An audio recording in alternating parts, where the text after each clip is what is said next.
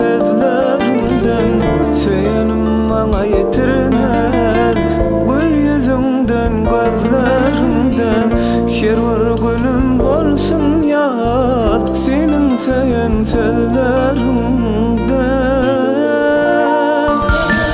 Madam gözümde dur gül keşfin, senin yüreğimde arzudur.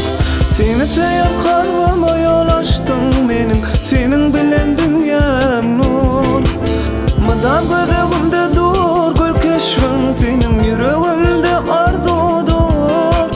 Seni söyleyen kalbime yol açtın benim, senin bilen dünyam nur. Dünyam nur. Alay benim güllerimi, yüreğimden sözlerimi. Bağlamarın ananmasan başkalara sen yerimi.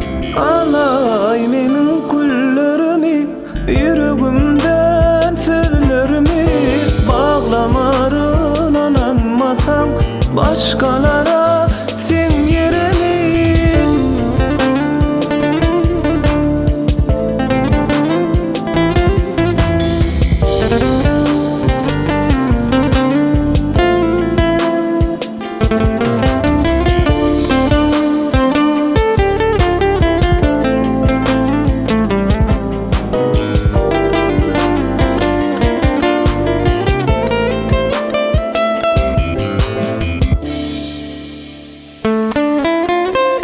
Neçe yatsam bolarat senin asbın setir setir.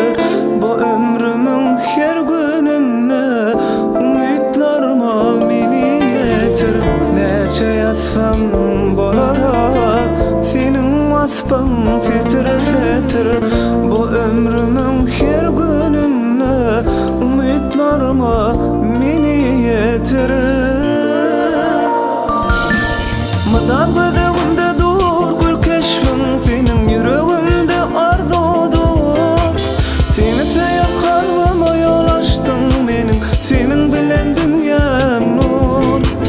Madam gözümde dur gül keşfin, senin yüreğimde arzudur. Seni söyleyen kalbime yol açtın benim, senin bilen dünyam nur. Dünyam nur. Alay benim güllerimi, yüreğimden sözlerimi. Bağlamarın ananmasan başkalara sen yerini. Alay benim güllerimi, yüreğimden sözlerimi.